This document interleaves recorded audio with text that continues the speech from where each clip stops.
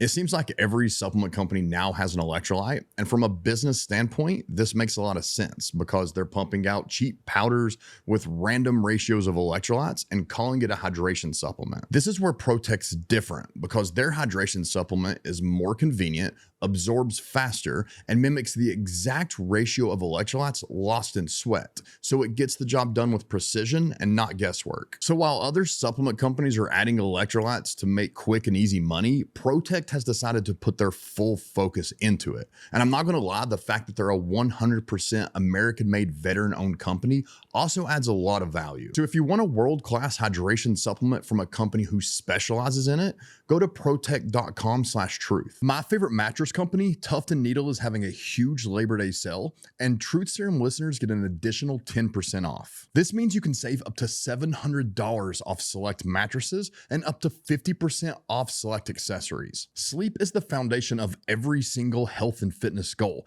and whether you want to look better, feel better, or perform better, you will not get there without quality sleep, and quality sleep starts with a quality mattress. So visit the link in the show notes and use code TRUTHSLEEP to take advantage of this amazing deal.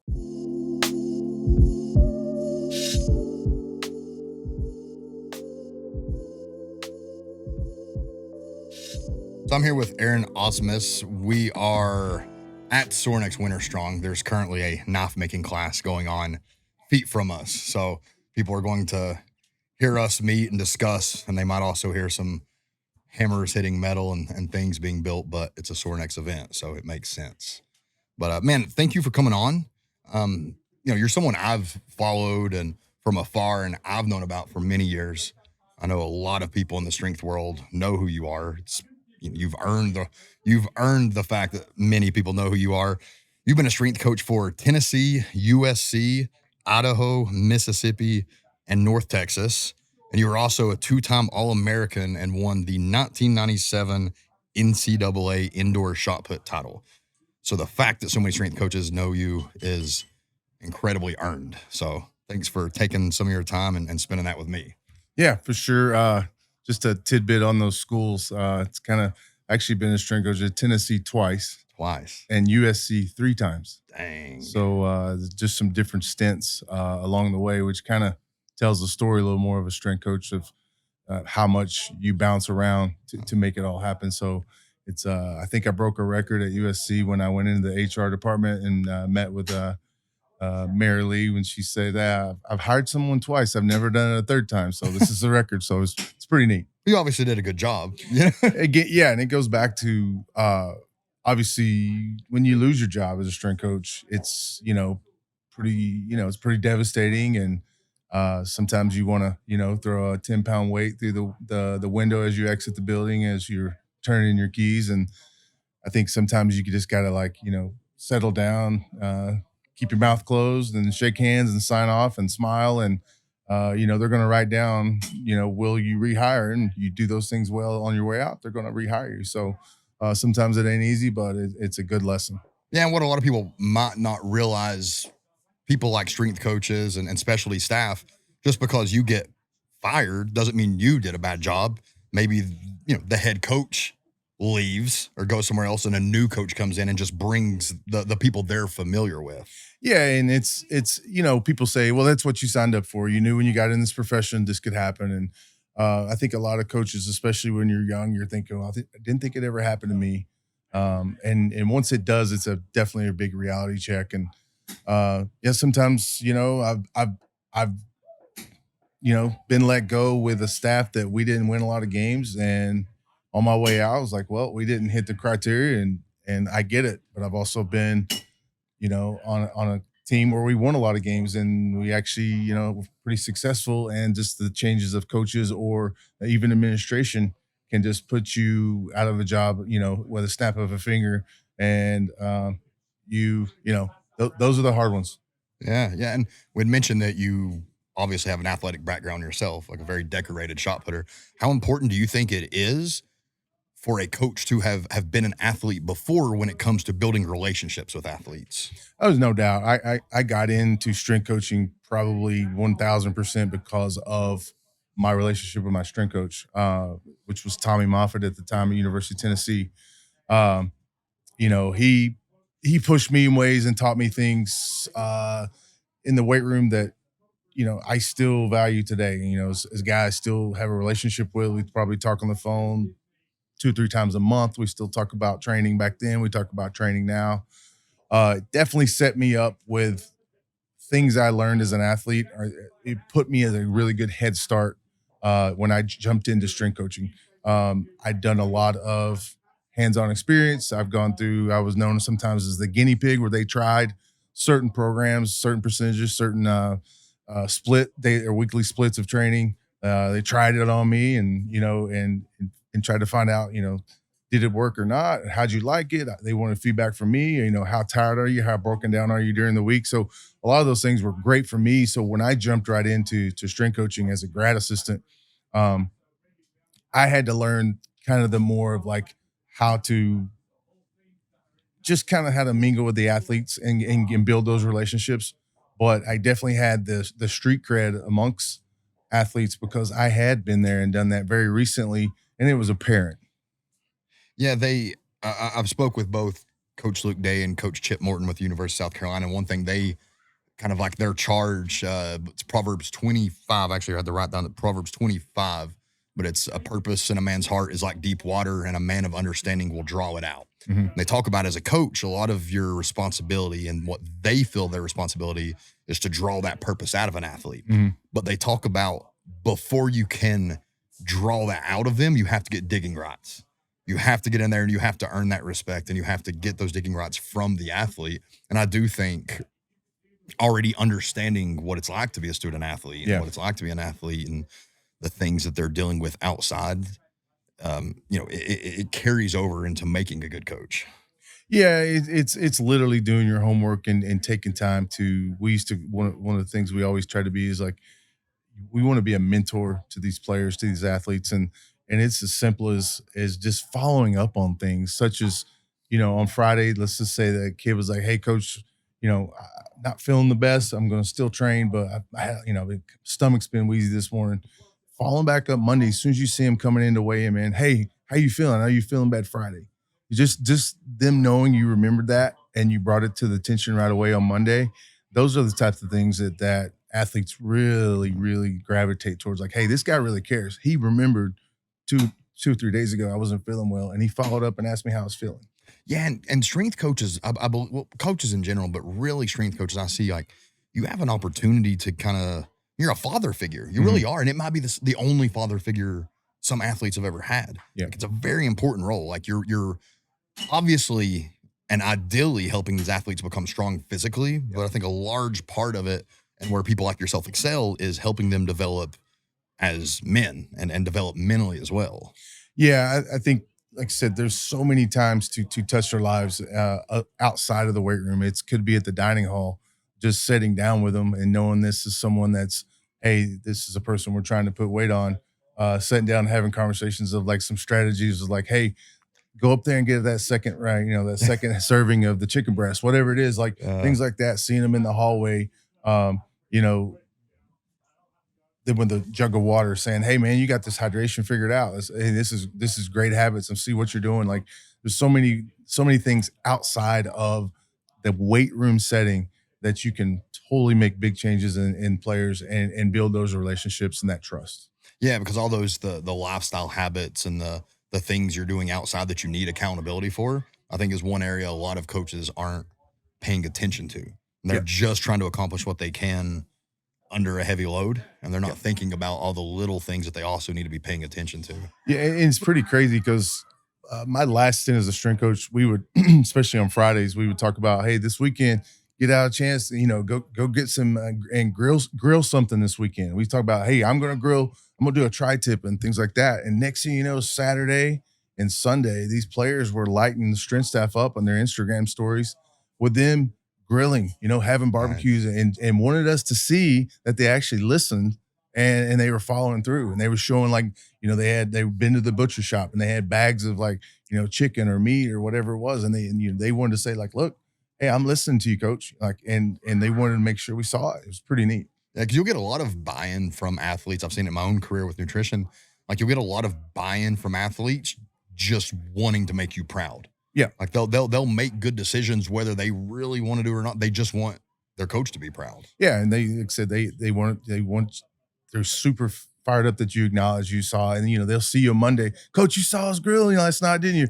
Yeah, man, we killed it. We got leftovers for the next couple days too, man. This is I get it now. I get it. Like this is cool. Learn to cook, and you set yourself aside by just knowing some of those skills. I don't consider a snack high protein unless it has at least 1 gram of protein per 10 grams of calories. And that's really, really hard to find in a grab and go snack item. But Maui Nui Venison has cracked the code with their venison snack sticks, which offer 5.5 grams of protein for every 10 calories, which is absolutely unheard of in the snack space. They're a clean, complete protein without nitrates and without MSGs. They're naturally organic, ethically sourced, and every purchase is an investment into Hawaii's beautiful ecosystem. And right now, Maui Nui is offering a free 12-pack of venison snack sticks with every purchase of $79 or more. All you have to do is go to mauinuivenison.com/truth. That's MAUI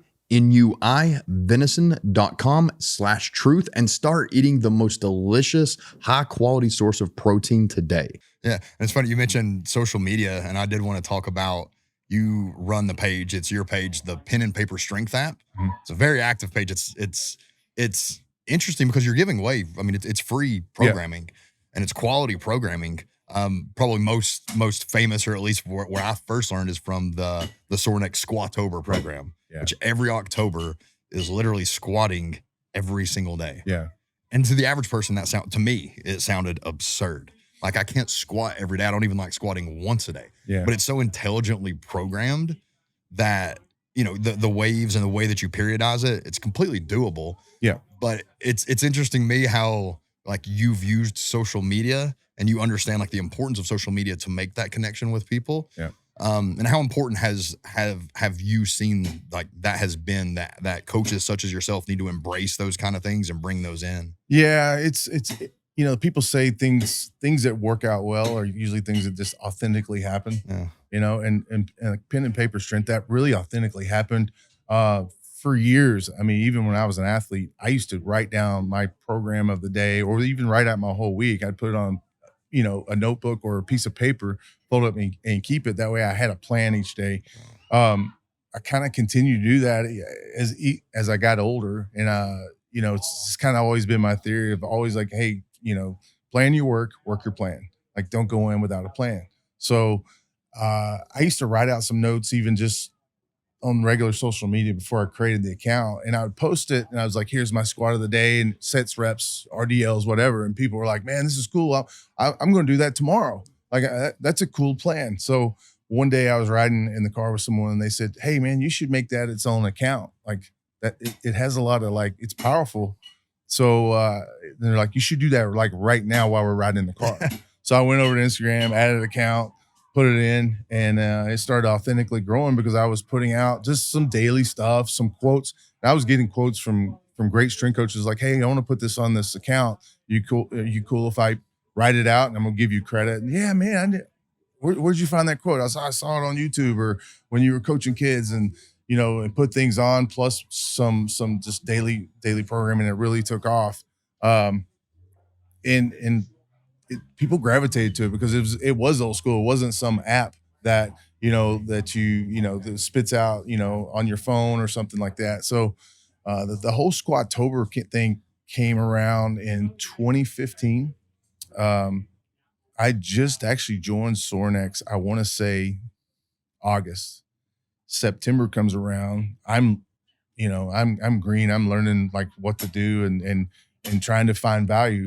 I'm trying to find where I can give value to the company because I'm not really selling equipment yet. I just started. Yeah. And I remember shooting something by Bert, shooting an email to the team. I was like, hey guys, so social media seems to be really growing, and like, what if we run a campaign next month and where we just promote the back squat, the king of exercises, and how about we call it Squatober? And, like, I think it'd be really cool. What if we just promote, your goal is to squat daily for 1 month, and let's roll with it. And they're like, cool. So, Bert and the crew was like, let's just make a cool shirt. And I think the first years had a hashtag and a Squatober. That's all it was. And I think it had the mustache on the back or whatever. And at the time Instagram was pretty new for us, and we were rolling a lot of it through Facebook actually. And we literally, me and Dan McKim, we were literally going to the gym every day, propping up our phone, hitting squats. We were doing it rogue. We were just, whatever we wanted to squat. Dan was squatting 5 sets of 5. I was doing whatever 3 by 3, but we were posting it every day, hashtagging Squatober. Then 3 or 4 days in, man, there's more and more people like, hey man, I'm going to try this. This is just so off the wall. So that year was our first year doing it. And so when we came around to 2016, that's when the pen and paper account had kind of started jumping around and catching fire. So I talked to the staff. I said, what if I make a program so people aren't just guessing what to do each day? It actually gives them a structure. And I said, I can ride them through the intensities throughout the whole month. So it's it's safe, and 2, they're going to get some really good, strength gains from it. So we took off with it, and people just really dug it. And you had obviously your the negative people like that. There's no way you should squat it every day. It's got to be bad for you. You got to have rest, you got to have recovery. Your muscles got to regenerate. All these things. So we just said, well, we're just doing it just because it's a challenge. It's tough. And first year campaign, I mean, we had the maxes at the end of the month, and people were like, I can't believe it. I never thought if I squatted this much daily that I would have enough juice left at the end of the month to actually squat the most I've ever squatted. And they're like, I'm blown away. So the next year it was even bigger. The next year was even bigger. So by 2018, so like it's probably campaign year 4, we had people on every continent around the world doing Squatober. And we had to modify when we posted it. So people that were several hours ahead of us had time to wake up, and it's there for them that morning, like people in like New Zealand, Australia. So it was really neat. We cut the volume back from a 6-day program. I think we brought it back to 5 days a week in 2019, because what we saw was on the weekends, we didn't get as much traffic, people actually doing the program on Saturdays. We saw the drop off of participation quite a bit. And in my mind, I was saying, well, if I know we have 2 days off, I can actually plan a better Monday through Friday, knowing, with 2 days off. So it ended up working out. The hardcore Squatobers were like, oh, you're getting soft on us. Saturday's a tradition. We need to add Sunday to this, and but a lot of people were like, this Monday through Friday with 2 days off makes a lot of sense. And they actually liked it more. Every meal you put into your body has the chance to make a positive impact. So it's very important that you take this chance to eat the right foods. I can't believe I'm saying this, but one of the healthiest and best tasting food options I've found comes in the form of a shelf-stable product from Essential Provisions. Forget everything you think you know about shelf-stable meals, because these go beyond organic and are made without glyphosate, seed oils, soy, or any sketchy natural flavors. And I promise you, these are going to be some of the best tasting meals you've ever had. To be honest, their bison chili is the best chili I've ever tasted, and I make a really good chili, so I was a little bit offended. So whether you're hiking, hunting, camping, preparing for emergencies, or just want fast access to delicious and healthy meals, check out Essential Provisions and visit the link in the show notes to save 10% off. Half-Face Blades makes 100% American-made knives for the world's best military operators, hunters, and chefs, people who need knives to make a living or stay alive. That's why I trust them with my own everyday carry knife. So if things like buying American and high performance matter to you, head over to halffaceblades.com and throw away your cheap gas station knives. Yeah, and I can speak to it from my own personal experience. I've had 4 knee surgeries on one knee. I've fractured neck. I've had a lot of things that should make squatting and such difficult, and it is. Like, squatting tends to hurt me, so I was scared the first time I did Squatober. But it was like by week 2, my knees felt the best they've ever felt in a squat. Yeah.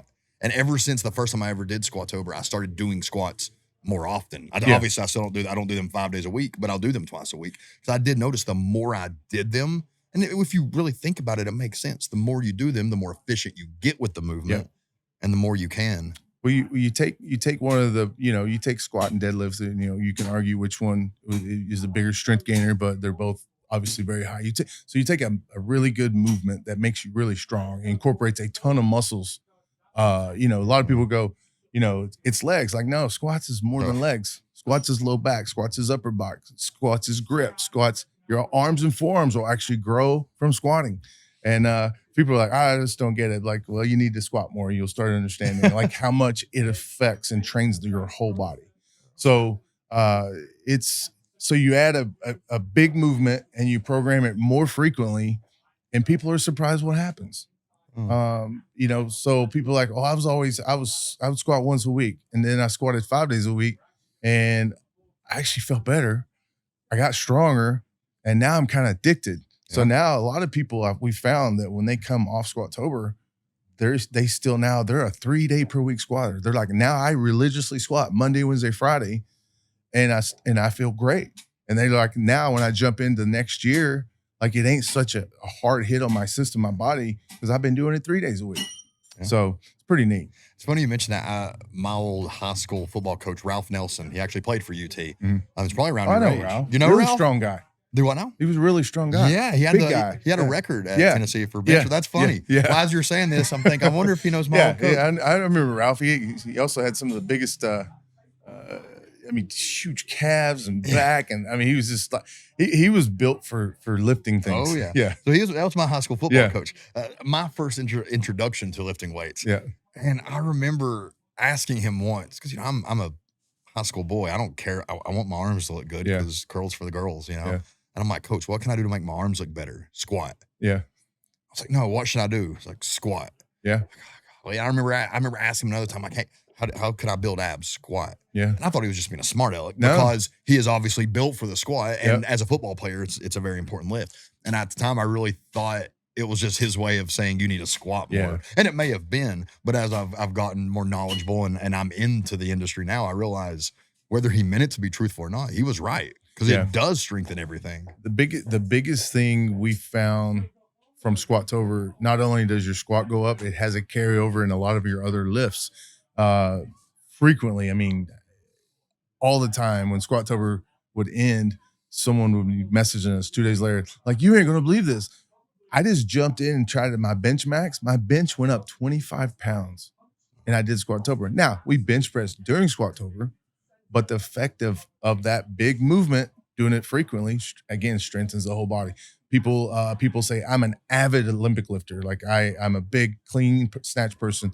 I decided to push that aside for 1 month, and I did the program exactly the way it was. My first day back snatching, I PR'd. My first day back cleaning, I PR'd. And I took it out of my life for 1 month. And it's like, again, the effect of squatting. There we go. I had this conversation with my wife about 2 years ago. She's got a very physically active job. She's a deep tissue massage therapist and busy mom. And I do things like this and all this, so she's extra busy mom. But she comes from a background. She was working out 6 days a week, 1 hour to an hour and a half a day. And then she gets to this point where she's so busy with life and she's got a very physically demanding job where it's like she would sometimes go a couple weeks without working out because in her head, she did not have time to get a workout in. So she didn't work out. Then I try to reframe that. I'm like, do you have time to do 3 sets of 5 heavy of a squat? Yeah. Like, well, yeah, I could go downstairs and do that because we have a garage gym. And it's like, okay, cool. Well, I'll start doing that. And she switched to literally 2 to 3 days a week there for a bit of only doing a single lift. Yeah. She would do a squat, a bench, and that was her workout. Yeah. And after a while, she started being able to make more time, but she was seeing strength gains just from that. And she'll still do that. And there's times I'll do that. If I don't have time for a full workout in, I'll go squat at least. Yeah. And I know it'll just help me pick up right where I left off. And it kicks in so much of just endorphins and everything. Like you just feel really good and you feel accomplished. Like I said, I've seen people, I laugh. I've watched people go in the gym and they go leg press for 4 or 5 sets. They go leg extension for 4 or 5 sets. They do leg curls for 4 or 5 sets. They do, straight-legged dumbbell deadlifts for 4 or 5 sets. They train legs for 90 minutes. And I've seen people go in there and do 5 sets of 5 back squats. They're in the gym for 30 minutes and they have stronger legs and bigger legs. Yeah. And, it's like, I talked a lot about this with my athletes. Like, a lot of people chase comfort. They chase comfort and they go in the gym and they're like, well, I went in there for an hour and a half, but what did you do during that hour? Was there anything that was really hard? Was there anything that made you strained or anything that made you maybe see stars for a minute? So if the answer is no, then hey, you went in, did a little this and a little that, and you come back the next time, you do a little this and a little that, and you never have uncomfortableness in your training. And it's almost like you're addicted to the comfort. Yeah. And a squat is not, especially if you don't do it much, it is a very uncomfortable lift. Yeah. You do have to get that comfortability with it. If you were, I mean, it's obviously, you already called it the king of lifts. It's obviously where you're biased. But if you were a salesman and you had to sell squats on people, how would you sell that? Because it is the one lift a lot of people they're hoping that's not the answer of what they need to change in their programming. Yeah. But how would you sell the squat as the king of lifts? I would just say, if you're going to do something, wouldn't you want to do something that benefits you the most? And as long as you learn to do it properly, you're going to get the biggest bang for your buck. It's a lift. Again, if you learn correctly to do it and you manage your loads and do it well, you're going to get, you're going to come out with the most accomplishment and the biggest strength gains you can, versus getting away from something that's really tough and hard and doing a lot of other little stuff and you don't feel the satisfaction. Yeah. So it's really that it's so efficient in what it does. Right. Yeah, exactly. Because I do, obviously you work with Sorinex and you're very old school. You've been doing this for a long time. How have you seen equipment change? Like, how has equipment changed the game of strength conditioning over the last many years? Equipment and designs of weight rooms have drastically changed over time. It's gone almost full circle sometimes. You go back to, I would say when I was an athlete, a lot of weight rooms were set up in sections. You had a section of platforms on the ground with maybe a squat stand on them, but a lot of times just a platform with bumper plates. And then the next section through the weight room was a squat rack. And then you go to the next layer and it was a bench. And then you go to the next layer and it was a dumbbell area. So it's like they said, well, that's how we work our program. You work, the east side of the weight room, you hit your explosive lifts, you move to your squatting, you move to your pressing, and then you move to auxiliary. And then right around, I'd say early 2000s, the trend started going, well, why don't we make a rack and a platform all in one area? And, that way the athlete doesn't have to, move throughout the weight room to train. He can train in one pod and pretty much he can clean there. He can squat there. He can move the bench inside the rack. He can press there. He can do his chin-ups there, So then that became kind of the trend of you could see how weight rooms were designed. And then it became the design around coaches was, I want to fit as many of those racks in here from wall to wall as possible. I want an iron jungle. They're like, I want as many. We can fit 20. Can we fit 26? If we put them closer together, let's put 26. And that was the theme for a while. And then all of a sudden, floor space started. People like, hey, I don't need 26 racks. I just need 16. I want more floor space so we can get out on the floor and do things and move around, maybe jump, maybe whatever it is. So that was a trend for a while. So then people are like, I don't need that many racks. I'd rather have some more floor space. So now we're seeing kind of the return of the machine a little more in strength training at the collegiate and the professional level, and especially with the new transfer portal, NIL. So what I'm hearing from coaches is, hey, we're going to get this player maybe 1 year. He's going to move on. He's going to negotiate. He's going to find another school. He's going to get more money. So I don't have time to teach my clean, my snatch progressions and put all this time in this player because he's going to bounce out of here in 9 months or a year. Why don't I do movements I can teach really quick? The learning curve's really small or really fast, and I can get good bang for my buck quickly. So they're saying, like, instead of teaching cleans, we're going to get trap bars and do trap bar jumps, do trap bar deadlifts. We're going to get maybe a machine that teaches the hinging pattern, and I can get them strong really quick, really fast, safely, rather than trying to teach the good morning RDL as much. The chest press machines, the hamstring machines and things like that. So they're saying, like, now the trend seems to be like, hey, we need some of that, the machine equipment, because like I said, we have this guy for a year. Let's train him as hard as we can and get the most bang we can for now. and don't worry about the 3-year plan or the 4-year plan. Let's invest in the right now plan. Do you feel like ultimately sport and strength conditioning will suffer from that or grow from that? Again, it's, I don't know, hard to say. This is new. This is the things I've been hearing about the last 6 to 9 months talking to strength coaches.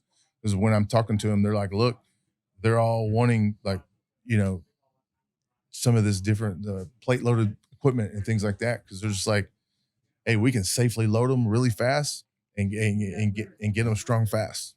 And a lot of your job is to keep them safe. Yeah. To not let them get hurt. Yeah. Strength coach, that's you're charged with that. Yeah. So a lot of times the machines can take off some of that concern. They can increase the efficiency while allowing you to perform something safe and take off that learning curve a bit. Yeah. So what we're seeing now, we're designing weight rooms. We're seeing, hey, I need my row of racks, but I need the space on the east and west sides or north and south sides, whatever, because I'm planning on putting 8 of that machine, 8 of that machine, 8 of this machine, a line of that machine.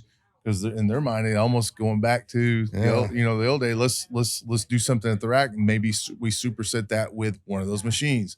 Come back to the rack, do something of our core movement, then go superset it with one of these machines. So it's again how it all comes around, back around full circle. What are the things you've seen that haven't changed? Equipment's not changed it. Nothing will ever change it. If you've got it, you've got it. If you don't, you don't. I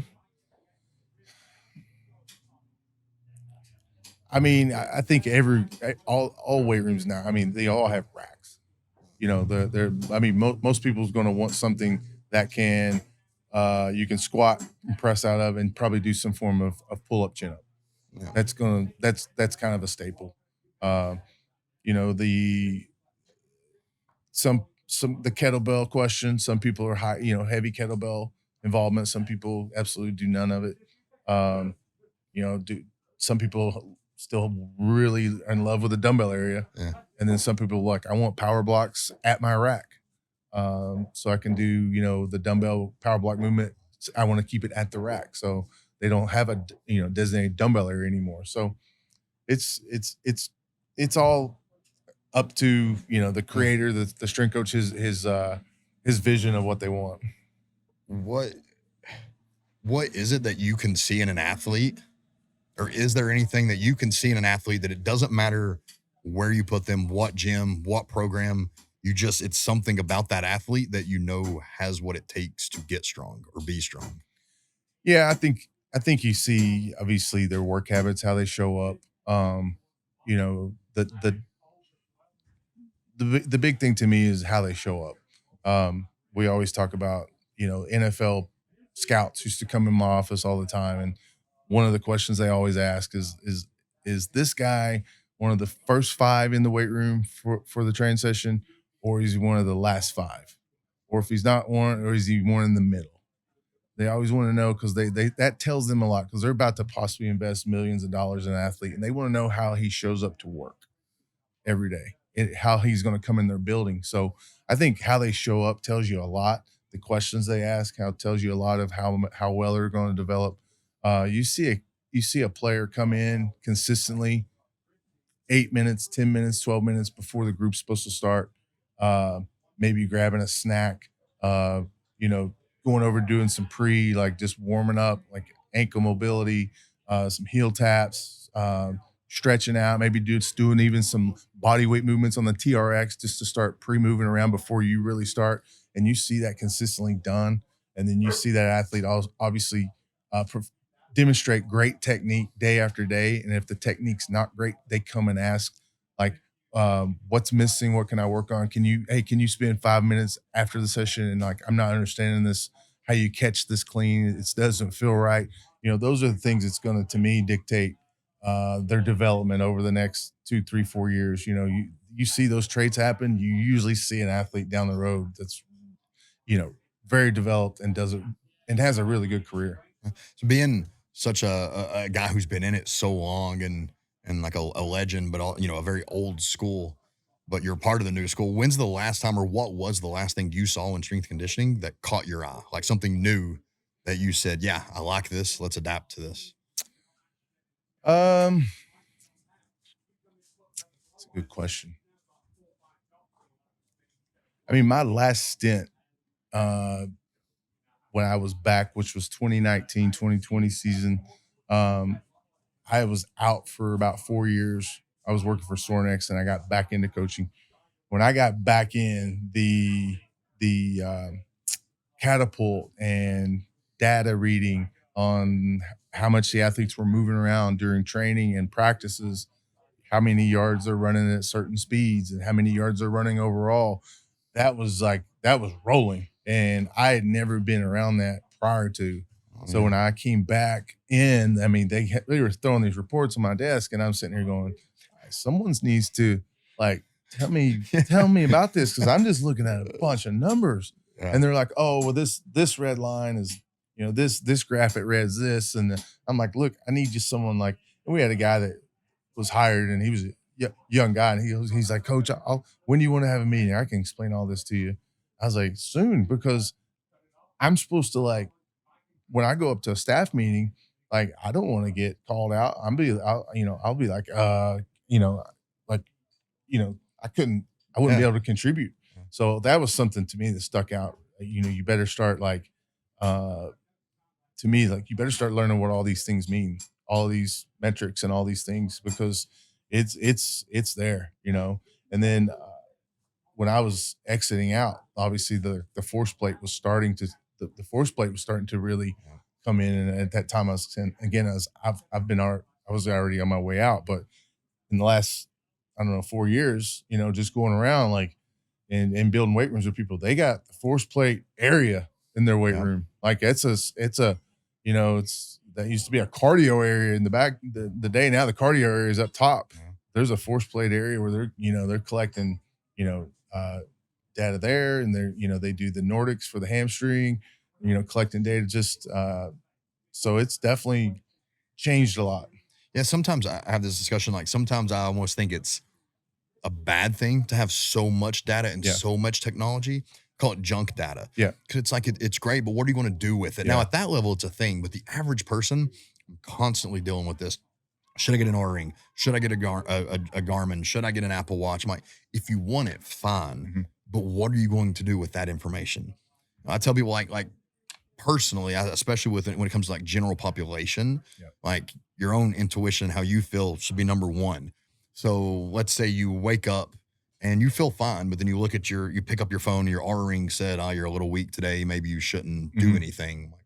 Well, if you wouldn't have seen that, you would have gone and trained. Yeah. Maybe you should have. Yeah. I do think there's an aspect to that. And I do tell people, if you wake up and you feel run down, you feel rough, and then this piece of data confirms that, okay, maybe chill out a little bit. Yeah. And it's always, a lot of times, so there's a lot of things that are dictated in the athlete's scheme that you're not in charge of versus practice. How long are practices? How hard is practice? How many the reps of practice? So that's always, if you have just throw it out there, a football coach that actually takes each day and looks at the data in the staff meeting, and he sees that his star receiver put out a ton of yards the day before in practice and a ton of high speed mile per hour reps.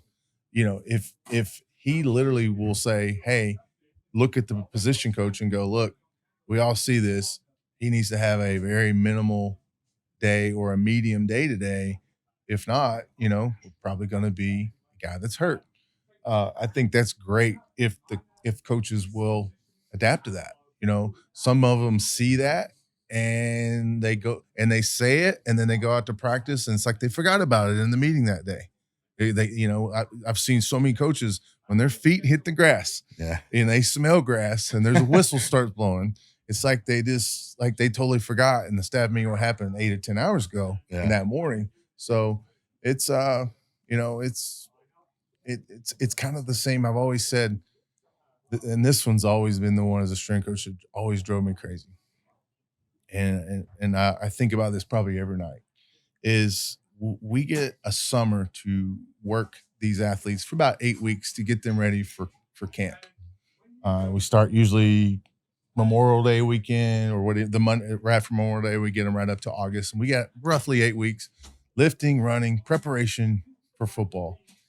So what do we do as strength coaches? We progress them through the summer and put more stimulus on them as that we go. And we build up work capacity. We build up endurance reps, whatever you want to call it. So what we want them is, hopefully in our mind, they're strong, they're fast, and they're in the best shape by August 1st. And we turn them over to the football staff. So in my mind, it's like, why wouldn't the football staff introduce them into football at kind of slow, medium to into longer practices? But instead, a lot of times they have the hardest and longest practice on day one. Day one, they just literally take them out and cook them. And I look at it like a suntan. So if I said, I want to get a suntan, right? Would I go out there on the first day with no sunscreen and go out in the sun for 6 hours and just burn the shit out of myself? And then the next day, I can't even put a shirt on because it hurts. And then the next day, I go, well, I got to go work on my suntan. I can't even get in the sun. I'm dying, right? Yeah. But it doesn't make sense. Yeah. So if I want to get a suntan, what would I do? I probably put some protection on, go out for a short amount of time, 30 minutes maybe. The next day, maybe put from a 50, go down to a 30, maybe go out for 10 more minutes and slowly expose myself to sun so I never burn. Yeah. And then I eventually get a great tan. And it makes a lot of sense, but I've always wondered why like that theory doesn't happen in practices. And what do you see? Day 3, day 4, injury report comes out.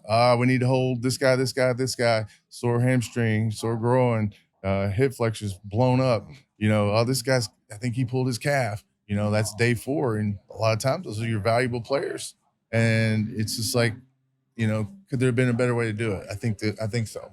I think a lot of times what I've seen in my own as the nutrition side of things, there's even at the collegiate and maybe even more so at the high levels like the NFL, there's a disconnect of communication amongst the disciplines. They don't communicate as well as I would have thought or as they should. They're not really like necessarily working together on that.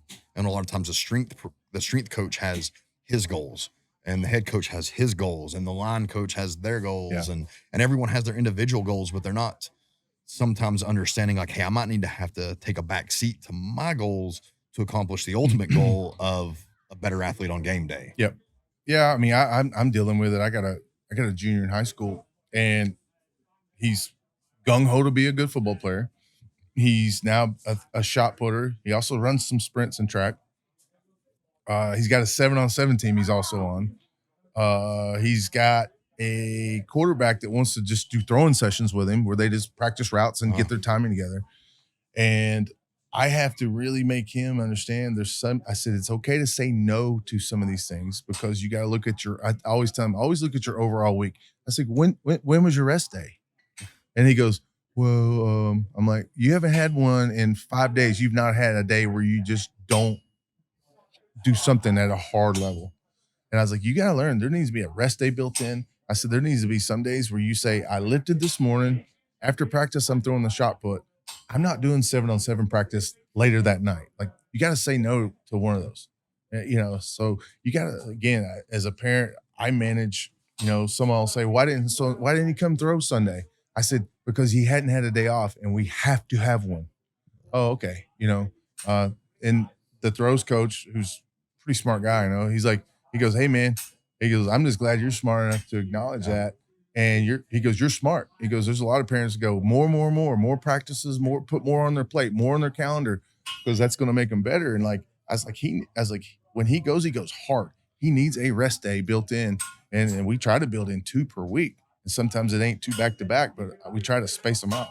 There are parents I've seen like absolutely, I don't think they're not doing it from a bad place. Like they think they're doing what's right, which they always, but they are ruining their kids' athletic future by making them do too much, by making them do year round. If your kid wants to do year round sports, great. Yeah. Personally, I have an issue with it, but like making their kid do year-round sports, constantly doing it, not having time to be a kid, to socialize, to recover, to let those parts of their body rest. Yep. I mean, you're seeing kids now. So like, I've seen Dr. Andrews, a very famous like orthopedic, talk about this. Like Tommy John surgeries were surgeries designed for pitchers to like give them a longer career later in life. But now you're seeing at the high school level, Yep. kids are starting to have like Tommy John surgery Yep. because they're getting all these reps in, and they're doing fall ball, spring ball, summer ball. Yep. They're doing all this, and their parents don't, they think we have to have them do this to keep up and to get better. It's like, well, no, to an extent, better is better. Just get better during the season, and the off, let's focus on strength. Let's separate that a little bit. I think a lot of parents are ruining their child athlete thinking they're doing what's best. Yeah, and a lot of times the strength training takes a back seat when it becomes travel ball season or in season. Whereas, as you and I probably know, the strength training should be the consistent factor year round. Absolutely. I think a high school athlete, whether they're in season or off season, should lift 2 to 3 times a week, preferably probably 3. In season, 3 if you can, but at least get 2 times. You see a lot of players, they'll have an 8-week off season and they jump right into, say, basketball season, and they just stop lifting for the next 12 weeks. And they run it up and down courts, jumping, changing direction, but they've taken the whole strength model totally off their plate because they're practicing more now. They go out and they're running stadium steps, running around the track for conditioning.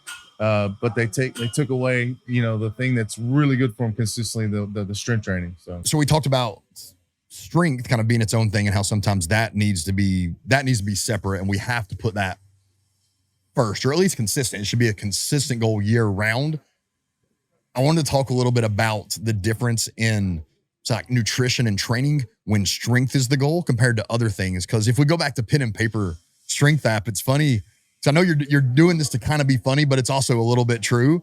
Like cardio for the day will be tricep extensions, and then recovery will be sloppy Joe, tater tots, 8+ hours of sleep, and a glass of milk. Yeah. Like it's funny, but it's also spot on. Yeah. So if you could like talk a little bit about, as you see it, and I can chime in on the nutrition as well, but I know eating and training when strength is the goal compared to other goals. Yeah, I think it's you got to put it all together. I think the earlier you learn this, the better. I mean, if you're trying to get strong, you need to do strong movements. You need to do. If you're trying to get strong, you don't, probably don't need to be doing cable accessory movements. You need to get some barbells in your hand. You need to squat it, press it, pull it, row it. Things like that. So the nutrition I've found over time is like try your best to eat real food as much as possible. There's times where you're going to have to need a shaker bottle, and you got one in your car because you knew you had between a meeting and you knew you need to throw some protein in because it's been almost 4 hours since you've eaten. So that's a great time for a protein shake, but yeah, with pen and paper, I did, when I first started the page, I tried to put as much humor in the page as possible. And a lot of the new followers that wasn't around when there was a ton of humor, because I've probably not put nearly as much in the last couple of years.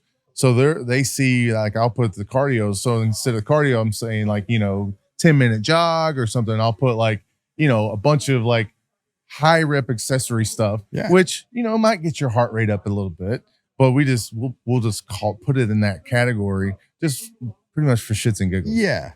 And, the people like said follow while they laugh about it. Back in the day, I used to put a lot of stuff in the cardio, be like, hey, go walk to your mailbox and back.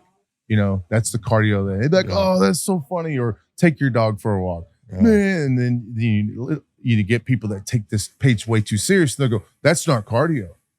That's not, hey man. I like 3 sets of 25 tricep extensions supersetted with weighted carries, but that's not cardio.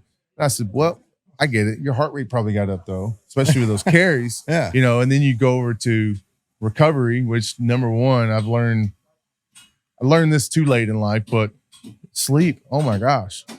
I invested 2017, actually talking to Brandon Lilly. He was big back then. Oh yeah. He's like, dude, get you a CPAP. And I was like, yeah, because I snore, I toss and turn all night. I got a CPAP. And the second night I kind of understood how to breathe with it. I woke up the next morning. I said, I had dreams. And my wife said, you didn't move the whole night. She goes, usually the bed's rocking, waking me up. She's like, I had the best night's sleep of my life. She goes, I'm guessing you did too. I told her, I can't remember the last time I had a dream. And I had dreams, next night dreams. And I was sitting there, and then I would wake up feeling great. I didn't feel like I needed a midday nap. I didn't feel when I get in my car like I was about to doze off, because I was actually getting solid sleep. So as soon as I started getting days after days of solid sleep, and I started stacking a couple of weeks, guess what happened in the weight room? All of a sudden, like, man, I'm getting an extra rep on this bench that I used to get. Now I'm getting 2 extra reps. All of a sudden, this weight on the squat is starting to feel light. Like, all of a sudden, my body's, it's recovering. I'm feeling good. I'm feeling stronger. And this is this is in my early to mid 40s when this is all happening. And I'm sitting there going, I'm getting best strength gains in my life, and at an age where you're not supposed to. But what has changed? My sleep, And of course, the recovery, going back to the food, I always like to throw food on there, like, like you said, Sloppy Joe's, steak and taters, chicken and dumplings, hearty, big, real food. Yeah. And, it really works. Well, the goal is strong. And that's what I'm saying. Yeah. Like, it's funny, but it's also truthful. Like, if your goal is strong, if that is the primary goal, that is your primary focus, don't ask me about cardio. Because you're not asking about that. Like, that's not what you're here for. If you're here to get really strong, I'm going to tell you how to be strong. And then paper, so that's why strength app. Exactly. That's why I appreciate promoting it's funny. strength. It's funny, but it is completely true. If your goal is strong, I'm probably not going to tell you to go eat a Mediterranean chicken salad. Right. It's not enough. I'm going to tell you to eat something hearty. And then going with the sleep, I've loved that you put sleep. Sleep is, if sleep wasn't important, we would have adapted out of the need for it. Yeah. And we've not, because it's the most, it is when you're the most vulnerable. We are the most vulnerable as a species, but we have yet to adapt our way out of needing sleep. It's that important. And it's because those of us who know, and everyone should by now, it's like, when you sleep is when you recover. That's when you form new thoughts and chamber in those thoughts you had throughout the day to increase that memory. It's when your muscles recovery. It's when your human growth hormones increasing. It's huge. And as I've gotten older, that's one of the things, like, I wish I would have slept more when I was younger. Oh my gosh. And I'm ingraining that into my kids so hard. So now I'm 37, but for the last probably 3 to 4 years, I aggressively sleep. And when I say I aggressively sleep, I've had my nose smashed several times. So I have to account for that because I don't have a normal nose. So I have a breathe out strip. Go to sleep with a breathe out strip. I put mouth tape on. Yeah, I did. I put an eye mask on because I want that pitch black. And we have this supplement called Rest by a company called Protect. So Protect Rest has been the best sleep supplement I've ever taken. I take this, it's melatonin free, but I take this, it actually makes me get restful sleep, even if I'm going on like a really tough hunt. So maybe I only get a few hours of sleep because I have a hunt the next morning, but it allows those hours of sleep to be good quality. Yeah. And it's probably one of the biggest differences I have seen in my own health and fitness is just sleeping better and approaching sleep as a form of fitness in itself. Yeah. All you got to do is take yourself out of your good sleep. Like, you got to travel, you get in late to a hotel. Normally you go to bed at 9. You're not even getting to the hotel till 11. Yeah. You're in a foreign place. So you don't get to sleep. And all of a sudden you have to, because of meetings, whatever, you wake up at 4 and you got 4 hours sleep. And you normally get hopefully 7.5 to 8.5. Go to the weight room that day, and as soon as you unload the first weight, you feel different. Yeah. You go, oh my gosh, this warm-up weight feels heavy. Yeah. Because just that difference of 3 or 4 hours. And I've done the same thing with close friends bigger guys that I know were just like me. And I was like, listen, man, I'm going to help you out here. Like, I don't know how your sleep is, but it sounds like you snore a lot. I was like, see if you can get a CPAP. And one of my really good friends, they both did it all, got it. And literally a week after they got it, they said, man, this is one of the best things one of my friends have ever done for me. And I thank you, because I didn't know how bad I was sleeping until now, how good I'm sleeping now, until I see how good I'm sleeping now. And then both wives, again, messaged me and like, hey, just want to thank you. I'm sleeping better because I'm not dealing with it all night. Yeah, it's such an important thing. And again, it's not sexy. Like, people love posting a video of their 1 rep max squat, their 1 rep max bench. No one's like going to bed, picture of them with their nose strip and the eye mask and CPAP. No one's showing that. So it's not Instagram sexy, but it is probably the most important thing you can do for your fitness. I tell athletes all the time, I'm like, what if I offered you a superpower? And they're like, their eyes get big. It's like, like a superpower. Like you're more powerful than the other people. Would you want, if I was going to give you a tip for that? They're like, yeah. I was like, all right, I'm going to give you 2 things. Show up early to everything. I said, and get great sleep at night. I said, over time, you'll feel like you have a superpower compared to the people that don't do those things well. I love that. Yeah. And as an athlete, you should be looking for every performance advantage. We always think when it comes to people talk about PEDs, it's become performance enhancing drugs, but there are all kinds of performance enhancing things that we overlook because they're not drugs that you can legally do. They're boring. Exactly. Sleep more, eat better, little things like that. Like I wish, especially at the high school and college age, and now it's even leaking into older people, 30s, 40s, and 50s. I'm like, turn off the Xbox and go to sleep. Like sleep like it matters. Yeah. And it'll make a huge difference. Yeah. But man, we're like I said, we're at Winter Strong. There's a lot going on. I know a lot of people want to meet you and talk to you and pick your brain. So I appreciate you coming in. I appreciate your time. Awesome. I've only been in this little spot one time. I never knew I'd be doing a podcast. So yeah, same. I love it. But awesome, man. It was nice to formally meet you and get together. So I appreciate it. Awesome. Thank you. Awesome. I want to thank you guys for watching, and also a word of thanks to our sponsors who have made this episode possible. All I ask is that you guys please hit the like and subscribe button, as it helps the podcast grow and so we can continue to bring on some great guests for you guys. I'll see you in the next one.